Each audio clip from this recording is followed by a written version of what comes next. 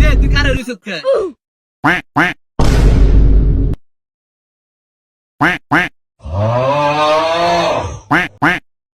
কি সিঙ্গারা খাবি? কি আছে তোর লগে? না আমার তো অত টিয়া নাই। আয় আমার তে 20 টি আছে খাওয়া মই। ভাই সিঙ্গারা আজকে আজকে কয় টাকা করে সিঙ্গারা? 10 টাকা করে। 10 টাকা একটা দেন। আমরা মানুষ 3 জন, ও একটা সিঙ্গারা লইলো।